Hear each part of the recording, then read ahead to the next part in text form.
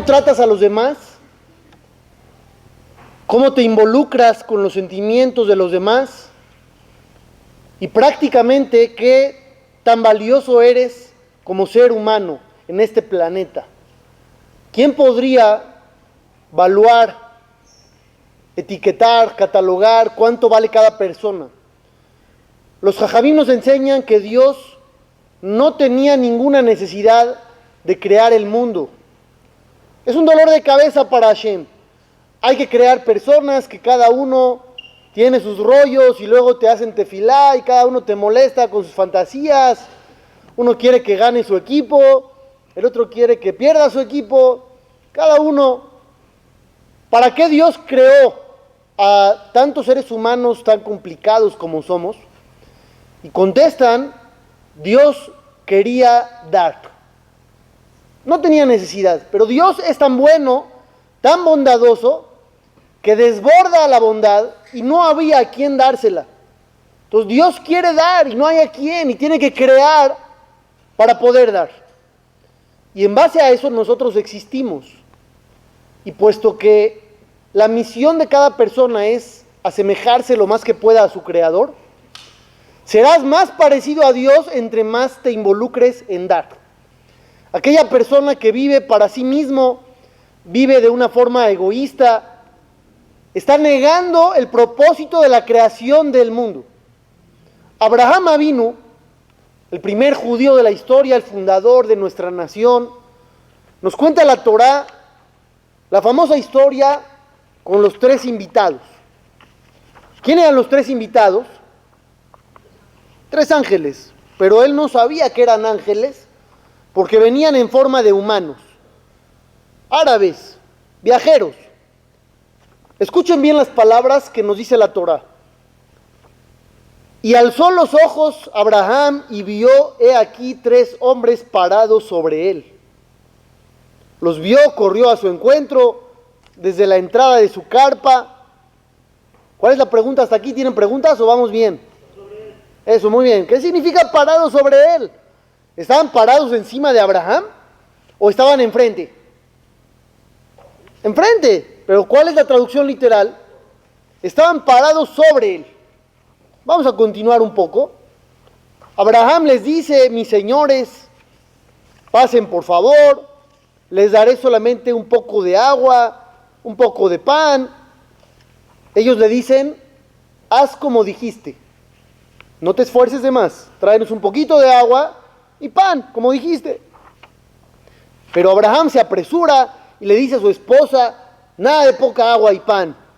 Ahorita amasa para ellos mucha harina de la mejor calidad para que hagas pasteles. Y él corrió hacia donde estaban los animales, degolló un animal para cada uno y se apresuró. Dice después, y tomó leche, preparó para ellos, Beú Omed Alehem, y él estaba parado sobre ellos, debajo del árbol, y comieron. ¿Qué pasó aquí? Es al revés de la frase anterior. Al principio dijo, había 3 hombres parados sobre él, y ahora él estaba parado sobre ellos. Olvídense de la contradicción. Si no hubiera contradicción, ¿entenderían cada frase por aparte? Tampoco. Porque los ángeles no estaban encima de él. Y él no estaba encima de ellos. ¿Cuál es la explicación? Llegan los jajamim y nos dicen, los ángeles cuando llegaron con Abraham tenían un nivel mayor al de él. A eso se refiere que dice estaban parados sobre él. El nivel espiritual del ángel era mayor que el de Abraham. Pero cuando Abraham los atiende y les da y se preocupa por ellos, cambian las cosas, Beú Omed Alehem. Y ahora él está parado sobre ellos. El nivel de Abraham es mayor que el del ángel por el hecho de haber dado, por el hecho de haberse preocupado y entregado de sí para los demás. Eso quiere decir que un ser humano puede llegar a un nivel impresionante, más allá de un ángel celestial, no con mitzvot muy complicadas, no con misiones imposibles. Estamos hablando de una comida que le sirvió Abraham a los malajim. Una comida. Y esa comida lo hizo subir de nivel y superarlos todavía por mucho. Cada persona tiene a diario oportunidades como esta. Podemos ayudar, podemos servir, podemos entregarnos a los demás o podemos pararnos en la mañana y decir, ¿qué hará el mundo por mí? ¿O qué haré yo por él? Dos enfoques completamente distintos. Hay un caso que está en la Torá y lo amplía el Talmud en la Gemara en Masejet Sotá. ¿Conocen qué es Egla Arufa? ¿Cuál es el caso de Egla Arufa? Un cadáver es encontrado en el camino, entre dos ciudades. Aparentemente alguien lo asesinó, pero no se sabe quién fue. ¿Qué hay que hacer? Hay que medir la distancia a la ciudad más cercana. Los jajamim, los ancianos, los líderes de la ciudad más cercana, tienen que llevar un sacrificio, un becerro al lado del río, y tienen que hacer una declaración. ¿Cuál es la declaración que ellos tienen que decir? Nuestras manos no derramaron esta sangre, nuestros ojos no vieron. Pregunta el Talmud, ¿los jajamim tienen que llegar a declarar su inocencia? ¿Alguien pensó que ellos habían asesinado en primera instancia? ¿Para qué tienen que llegar a decir nosotros no fuimos? Es obvio que no fueron. Ve a buscar a los criminales. Vete a Tepito si quieres a buscar. ¿Pero qué tienen que ver los jajamim? ¿Qué hacen ahí? Contesta el Talmud. Cuando ellos dicen nuestras manos no derramaron esta sangre, se refieren, este individuo no llegó con nosotros y lo dejamos ir sin comida. Nuestros ojos no lo vieron y lo dejaron partir hacia su camino sin que lo hayamos acompañado. ¿Les gustó o no? Más o menos. ¿Por qué más o menos? Porque no contestamos nada. Los jajamim, ¿qué están diciendo? Nosotros no somos responsables por la muerte de este hombre. ¿Por qué no? Porque no lo vimos y lo dejamos ir sin comida. Porque no lo vimos y dejamos de acompañarlo. Ok, vamos a suponer que eso fuera cierto. Si tú le das comida para el viaje y lo acompañas cuando se va, ¿lo hubieras salvado de la muerte en manos de los criminales? Tal vez sí. Un sándwich de atún. ¿Cuánto es la mitzvah de acompañar a alguien? 4 pasos. 2 metros. Si yo lo acompaño 2 metros y le doy un sándwich para el camino, ¿hubiera evitado su muerte? ¿Dónde lo mataron? Recapitulicen un poquito todo. ¿Dónde lo mataron? En el camino. No lo mataron saliendito de la casa del jajam. Lo mataron a la mitad del trayecto, entre 2 ciudades. Es una carretera aislada. Y dicen los jajamim, nosotros no somos responsables. Porque si lo hubiéramos visto, le hubiéramos dado un pan, lo hubiéramos acompañado 2 metros. ¿Y eso a quién hubiera salvado? La respuesta es así. A nadie, ¿no? Entonces, ¿qué están declarando? Los jajamim dicen, todos los actos que tú haces impactan el mundo en el que vives. La atmósfera del planeta entero cambia cuando tú haces cosas buenas. Y si tú hubieras visto a este hombre y le das un poco de comida y lo acompañas esos 4 pasos, hubieras generado en el mundo una fuerza positiva de bondad que hubiera evitado que alguien lo asesine más allá. ¿Increíble o no? Fantástico. ¿Cuál es la prueba? En el diluvio, cuando los humanos se corrompieron y empezaron a portarse terriblemente unos con otros y robaban y tenían relaciones prohibidas y todo se hizo pomada. ¿Qué dice la Torá? Hashem le dice a Noah, tienes que llevar al arca de cada animal ish veishto, a uno y a su esposa. ¿Ustedes han ido alguna vez a una boda de un perro? ¿Sí o no? Velorios ya hay. Hace poco vi en las noticias que es un velorio con ataúd y todo. A un perro Hazid porque había muerto. A bodas yo no he ido. La Torah dice, Hashem le dice a Noah, tienes que llevar a uno y a su esposa de los animales para que después vuelvan a poblar la tierra. Ahí inmediatamente los comentaristas dicen, ¿esposa de los animales? ¿Cómo puede ser? Y contestan, solamente había que llevar al arca a los animales que se comportaron con fidelidad entre ellos, que no se corrompieron, que no se iban con otros animales de otras especies. Por eso dice que tenía que haber matrimonio, para simbolizar el buen comportamiento de las especies. Espérame tantito, ¿las especies también pecaban en esa época? Sí, señor. ¿Por qué? Por el ambiente negativo que había en ese entonces. El hombre se comportó tan mal que hasta los animales se portaban mal. Pero en lo positivo también existe. Si tú le hubieras dado un sándwich a este hombre y lo acompañas 4 pasos, el asesino quizás no lo hubiera matado, porque le hubiera surgido un pensamiento de misericordia, por el ambiente que se tiene que vivir. Yo no sé qué ambiente vivamos hoy.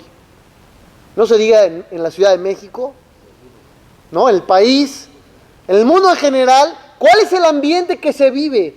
¿Tú vives para ti o vives para los demás? ¿Vives para dar o vives para obtener? Rav Dessler, en su libro Michtav Eliyahu, dice que toda la humanidad se divide en 2. Notnim y Notlim. Es una letra de diferencia. ¿Qué significa? Los que dan y los que reciben. No hay otro. ¿En dónde estás parado tú? ¿Vives para obtener? ¿Todo el tiempo estás pensando a ver cómo me hago pato a los demás? ¿Para quitarles? ¿Para obtener? ¿O vives para dar? ¿Ves a una persona en dificultades? Inmediatamente corres y lo ayudas. Hace poquito estábamos viendo en la clase el Talmud, las palabras del Talmud impresionantes, que dicen todo lo que va a ganar la persona ya está destinado desde Rosh Hashanah hasta Rosh Hashanah, incluyendo las pérdidas que va a tener uno. Así dice el Talmud. También ya está decretado cuánto uno va a perder, no nada más cuánto va a ganar.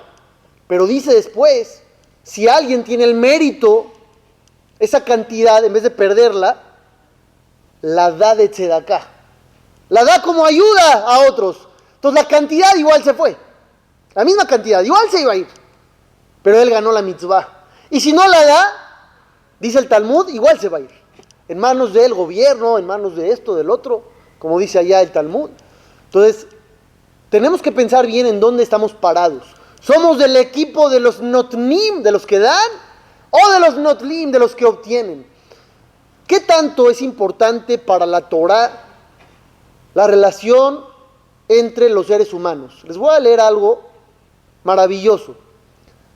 Hay una mitzvah muy importante de dar tzedakah, ¿cierto? De ayudar al prójimo, ¿sí o no? ¿Qué tan importante es la mitzvah? Súper importante. La Gemara dice equivale a todas las mitzvot de la Torah, más que todos los sacrificios que había en el templo sagrado. Hay otra mitzvah que se llama Bikur Jolim. ¿Qué significa Bikur Jolim? Visitar al enfermo. ¿Qué tan importante es esa mitzvah? ¿Cómo sabe que es muy importante? Porque Dios mismo la cumplió. Cuando Abraham estaba dolorido, Dios lo fue a visitar. Y la Torah dice, Dios se le apareció a Abraham. Dicen ahí los comentaristas, Levaquer et Jolé. Venía a visitar al enfermo. Si Dios mismo lo hace, quiere decir, pues que es bueno, ¿no? Otra mitzvah. Ya dejemos la de tzedakah, visitar enfermos. Enterrar lo aleno muertos. ¿Importante o no? ¿Qué tan importante? ¿Cómo saben que es tan importante?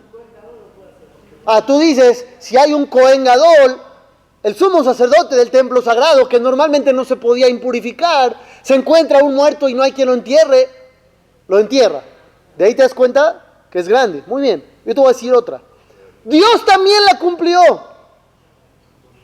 Dios enterró a Moshe Rabenu. Así termina la Torah. Dios mismo enterró a Moshe Rabenu y Moshe lo había cumplido con Yosef. Cuando todo el pueblo estaba buscando dinero, Moshe Rabbenu, dice la Torá, Vayikach Moshe et atzmot Yosef imo. Tomó Moshe los huesos de Yosef con él. ¿Y qué dicen sobre Moshe Rabbenu en ese caso? Que era sabio. ¿Por qué era sabio? Porque no se dejó llevar por la lana. Todo el mundo agarrando dinero. Hashem rogó que tomaran dinero de los egipcios. Quiere decir que era mitzvah agarrar dinero, porque era una orden de Dios. Y llevarse a Yosef también es mitzvah. Si tú tienes dos mitzvot, una de agarrar $1,000,000 y la otra de ir a una levaya, las dos mitzvot de Dios, ¿cuál agarras? Usted porque es tzadik, pero no toda la gente agarraría esa. Muchos irían por la del $1,000,000, porque también era mitzvah agarrar dinero. Moshe dice, fue inteligente, se fue por los huesos de Yosef. ¿Qué tienen en particular estas tres mitzvot? Caridad, Bikur Jolim, visitar enfermos y enterrar muertos. No se dice bendición por ninguna de ellas. El muerto ya está muerto. Tú dices el Rashba, lo trae el Ksota Hoshen en Tzadik Zayin. El Rashba dice, como dice Beto, una de las opciones, ¿por qué no dices bendición? Voy a cumplir la mitzvah de la Torah de darse de acá. Tendría yo que decir una verajá, ¿no?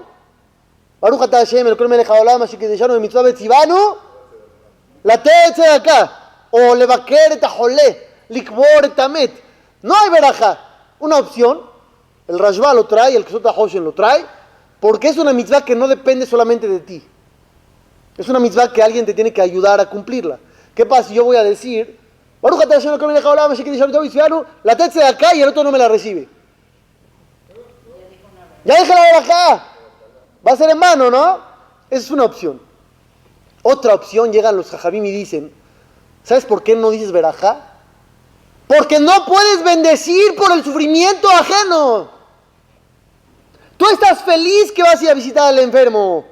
Te vas a parar en la entrada del cuarto. Vas a decir una verajá, gracias Dios, de que pude cumplir esta mitzvah. Cuando para que tú la cumplas alguien más está sufriendo, no puedes decir verajá. Vas a decir verajá por darse de acá, el otro necesitado, así, le da pena, no quiere recibir, se ve en la necesidad de recibir, pero para acercarse contigo, toda su vida pasó frente a sus ojos, a ver si se animaba o no. Y tú vas a decir, Baruch atah Hashem. Yo una vez les conté una historia que leí, real, espero que no sea real, pero creo que es real.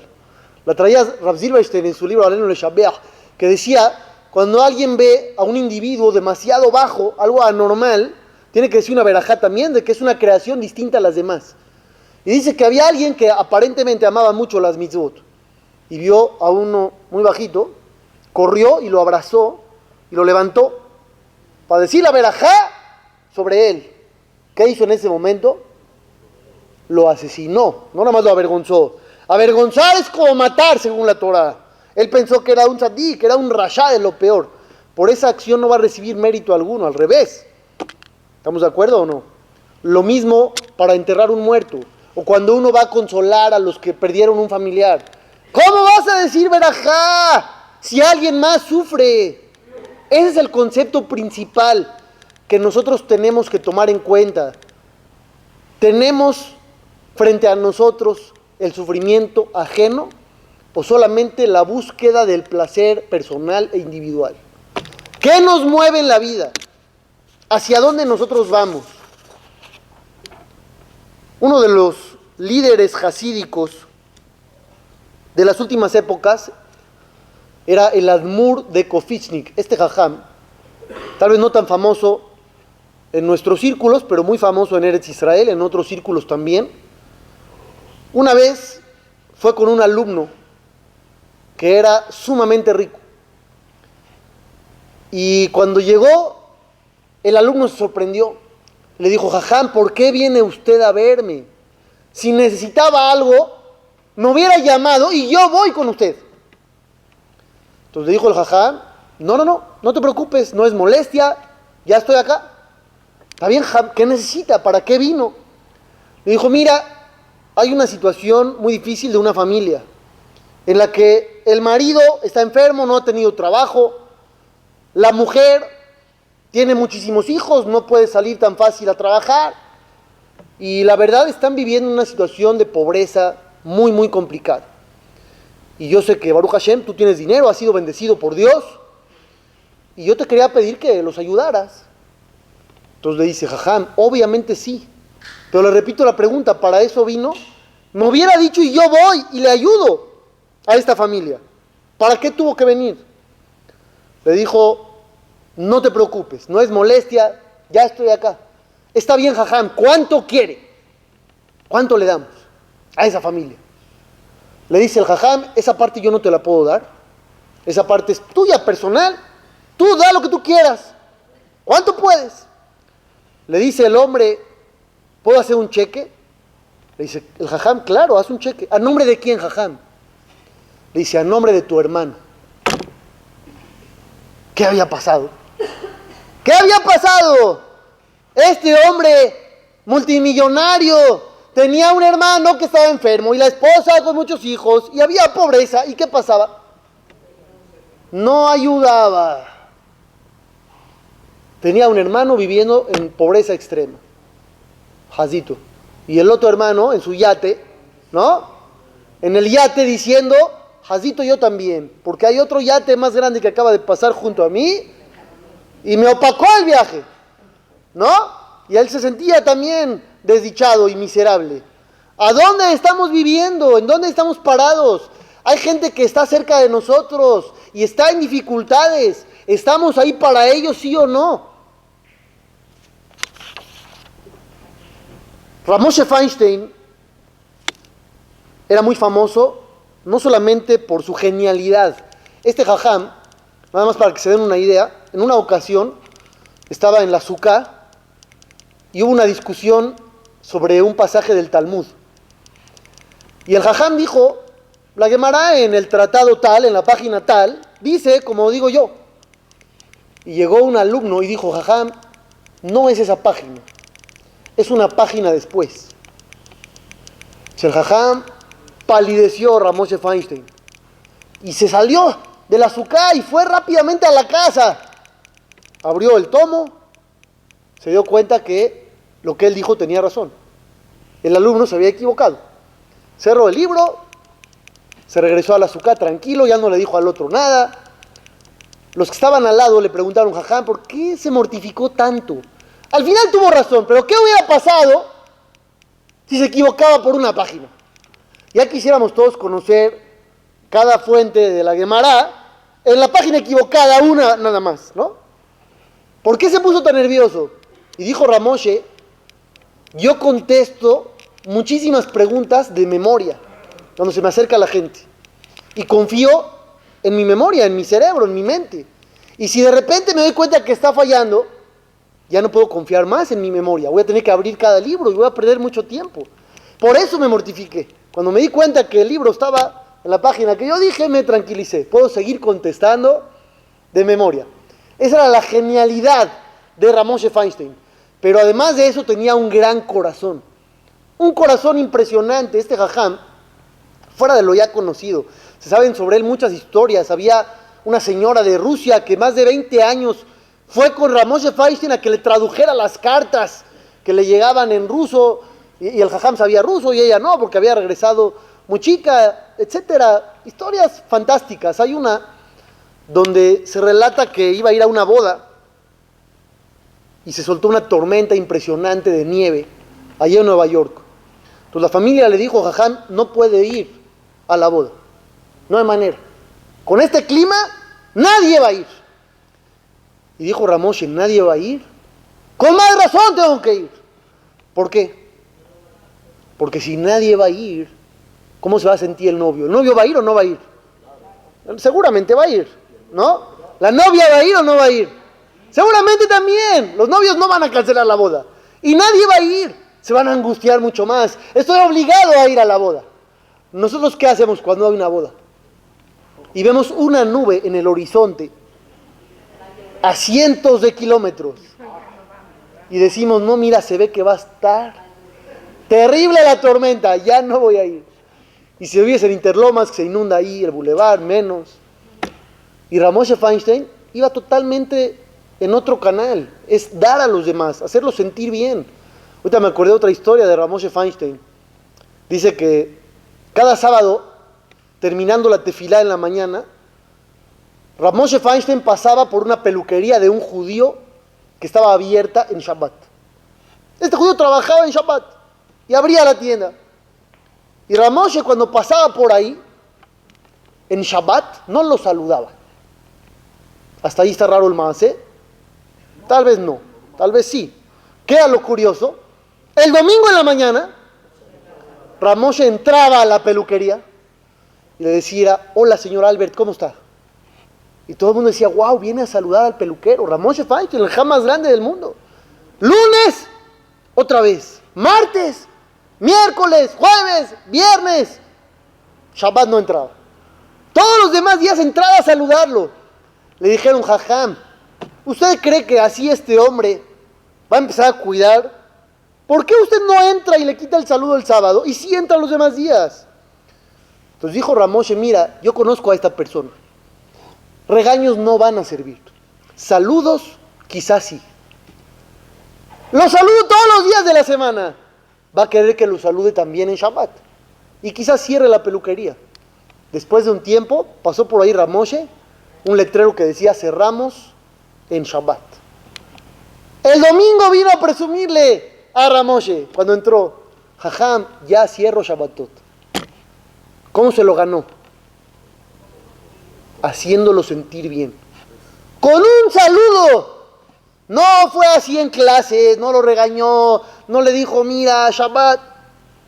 Hola, señor Albert, ¿cómo está? Un apretón de manos y se iba. ¿Es tan fácil llegar al corazón de alguien más? ¿O tenemos que ser Rav Moshe Feinstein? Es fácil llegar al corazón de los demás, pero hay que ser Rav Moshe Feinstein para pensar que es fácil y de qué forma poder llegar al corazón de los demás. Jacob Avinu, como todos sabemos, peleó contra un ángel. El ángel de Esav. Jacob es tan fuerte que el ángel no puede con él. Toda la noche luchando. Hasta que llegó la mañana. ¿Qué pidió el ángel? Shaleheni, ki alá shahar, déjame ir, porque ya es la mañana. ¿Era un vampiro el ángel? ¿Qué le importa si llegó la mañana? ¿No puede ver la luz del sol? ¿Cuál es el problema? Dice el Midrash: llegó mi tiempo para cantarle a Dios. Ahorita es mi momento. Y tengo que regresar al cielo para cantarle a Kadosh Baruj Hu. Me tengo que ir. Pregunta el Midrash. Amarlo Jacob Avinu le dijo al ángel: ¿qué problema hay si tú no alabas a Dios? ¿No hay quien lo alabe? ¿Cuántos ángeles existen? ¿Cuántos? No tenemos ni idea. No sabemos. La Gemara en Masejet Berajot dice que cada uno de nosotros tiene decenas de miles de ángeles al lado. Nada más que no los vemos. Así dice la Gemara. Y ahí trae un dato por si alguien los quiere ver, que no se los recomiendo. También está ahí. Hay dos fórmulas. Le dice Jacob al ángel: aunque tú no vayas, van a cantarle a Dios. ¿Qué van a perder si uno no va? Hay un estadio entero cantando una canción en un concierto y a ti te empieza a dar tos. Y te quedaste callado en el coro. ¿Quién se da cuenta? Nadie. Y si cantas a todo pulmón, tampoco se dan cuenta. Entonces lo mismo el malaj, el ángel es igual. Amarlo le contestó el ángel: en mi yahol, no puedo ausentarme el día de hoy. ¿Sabes por qué? Porque cuando yo llegue mañana y quiera cantarle a Dios, me van a decir: así como ayer no cantaste y no pasó nada, pues hoy tampoco, porque no va a pasar nada. ¿Qué se perdió de que tú no cantaste? Nada. ¿Quieres decir que cantes o no cantes? Da lo mismo. Entonces, ¿para qué vas a cantar hoy? Llegan los jajamim y hacen la siguiente reflexión: ¿Dios te necesita a ti para ayudar a los demás? ¿Sí o no? Hay una persona necesitada, llegó contigo. ¿Dios te necesita para resolver el problema del otro? Seguro no te necesita. Porque si tú no le das, alguien más le va a dar. Dios va a escoger a otro mensajero. Megalgelim zehut al yedez zakai. Dice la Gemara, Dios escoge a gente buena para que lleven a cabo misiones buenas. Y si tú no te quisiste apuntar como mensajero, ¿qué hace Dios? ¿Ya no tiene de otra? Va a llegar Dios con otra persona y le va a mandar la ayuda. Entonces Dios no te necesita a ti. Entonces, ¿qué más da si tú lo haces o no? Si igual se va a hacer. Que nosotros perdemos. No damos por el otro, damos por nosotros. Como Abraham Avinu, cuando tú das, tú creces, tú te haces mejor. Tú no das para que el otro tenga. Dios no te necesita para que el otro tenga. Dios le puede mandar directamente. Dios te da a ti la oportunidad. Y si hoy no la tomas, tú perdiste. Y peor, quién sabe si pueda uno volver a hacerla. Porque las oportunidades en la vida se van. Moshe Rabbenu, la primera vez que Dios se le apareció en la zarza ardiente, ¿cómo reaccionó Moshe? Ocultó su rostro. Se asustó, ocultó su cara, ¿no? Mucho tiempo después, cuando Moshe le pide a Dios, Areni Naet que bodeja, te quiero ver. ¿Qué le dijo Dios? No puedes verme. ¿Por qué no? Porque cuando tú quisiste, ya no puedes. Porque cuando yo quise, tú no quisiste. ¿Qué es venganza? Barminan, no es venganza, simplemente son oportunidades. Y las oportunidades hay que tomarlas en el momento. Un jugador que falló un gol, estaba solito frente al arco, el portero tirado del otro lado, no hay defensas, y la falla, ¿qué dicen? El que perdona, pierde, porque luego la diferencia va a ser un gol. ¿Cuál? Ese que tenías ahí solito frente al portero. Así pasa. La historia quizá más dramática en el Humash, hablando de mujeres, no estoy seguro que todas las mujeres son dramáticas, digo historias dramáticas en la Torah sobre mujeres, nada personal. Estoy aprovechando que mi esposa no vino hoy. Es la de Rachel y Lea. Rachel y Lea, dos hermanas compitiendo por el mismo marido. Una es la destinada, se trabajó 7 años por estar con ella. El papá mete a la otra. Y al final Lea empieza a tener hijos. Y Rachel, nada.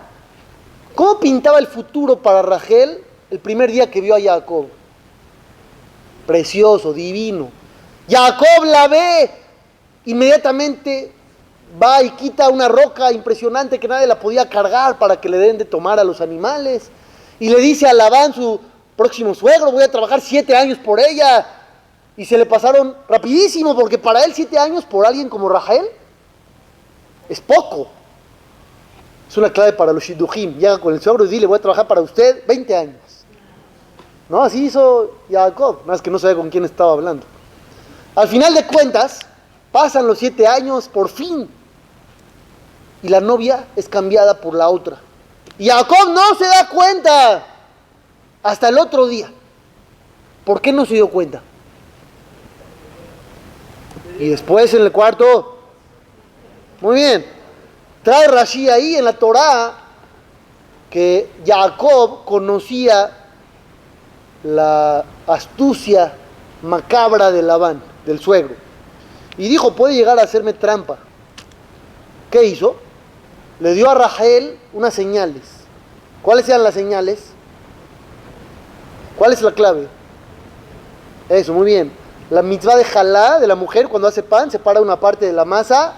La mitzvah de pureza familiar y las velas de Shabbat. Son las 3 mitzvot primordiales para la mujer.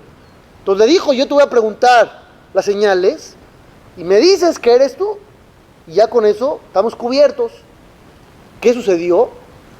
Lea está por entrar a la jupá por orden del papá. ¿Qué dice Rachel? Se va a avergonzar mi hermana cuando le pregunten las señales. ¿Qué hizo? Se las dio. Jacob no se da cuenta, cayó en la trampa. Pasan los años. Lea tiene un hijo tras otro, tras otro, tras otro. Rahel no puede embarazar. Y llega Lea con unas flores que le dio su hijo Reubén. Y Rahel quiere un poquito de esas flores. Y le dice, oye, ¿me das un poquito de tus flores? ¿Qué le dirías? ¿Tú qué le dirías? Sí, claro. Lea le dice, ¿te parece poco que me quitaste a mi marido y además quieres las flores de mi hijo? Hay que aventar la silla por la ventana, ¿no? ¿Quién le quitó el marido a quién? Lea a Rahel. ¿Y Lea qué le está diciendo? Tú me quitaste a mi marido, tú Rahel me quitaste a mi marido. Y aparte las flores, si tú estás leyendo y no sabes de quién se trata, quieres dispararle a Lea, ¿no? Estrangularla. ¿Cómo te atreves a decir algo como eso? Los jajamim dicen, ¿cómo Lea pudo actuar de esa manera? De no agradecer. Exacto. Lea nunca supo que Rahel fue la que le dio las señales. ¿Cómo? Imposible. Porque llegó Rahel y le dijo a Lea, cuando se dio cuenta que el papá podría llegar a cambiarle en la jupá, ya en plena boda, le dice Rahel a Lea, oye, quiero repasar contigo un tema que aprendí. ¿Me ayudas a repasar? Dijo, sí, claro, a ver. Y empezó a ver pureza familiar, y jalá y velas. No le dijo, estas son las señales de Jacob. Se lo transmitió como si fuera un conocimiento común y corriente. Y después, ¿quién fue el villano? Labán, el papá, es el que agarró a Lea y la puso. Pero Rahel, ¿qué hizo por ella? No. Según Lea, Rahel nunca hizo nada por ella. Porque nunca se la cantó. Nunca le dijo, te estoy dando a mi marido. Cuando Jacob le dice, oye, ¿sabes cuáles son las 3 cosas de la mujer? Se le prende el foco a Lea y dice, sí, son estas. No está pensando que son las señales y que son su entrada con Jacob. No sabe nada, porque Rahel se las dio como si nada. Sí, tomó el riesgo para no cantarle a su hermana toda la vida que por ella está casada con Jacob. Y por ella formó a tribus del pueblo judío. Y por ella no está casada con Esaú el malvado, que era el plan original. ¿Increíble o no? Entonces Lea dice, tú me quitaste a mi marido. Porque después de que yo me casé con él, llegaste tú a interferir. Si hay un culpable, es el papá. Pero Rahel no me dio nada.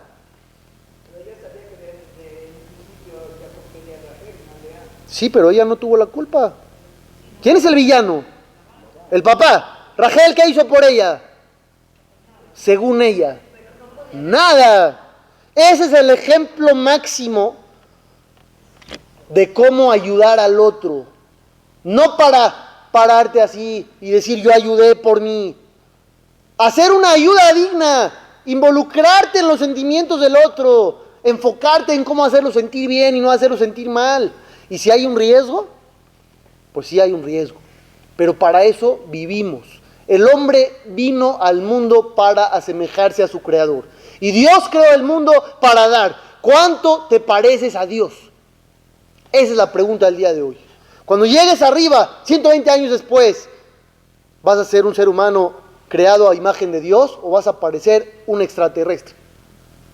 Depende de cuánto viste por los demás en tu vida en este planeta. Es la tarea, Besat Hashem, a partir de hoy para la semana que entra, primero Dios.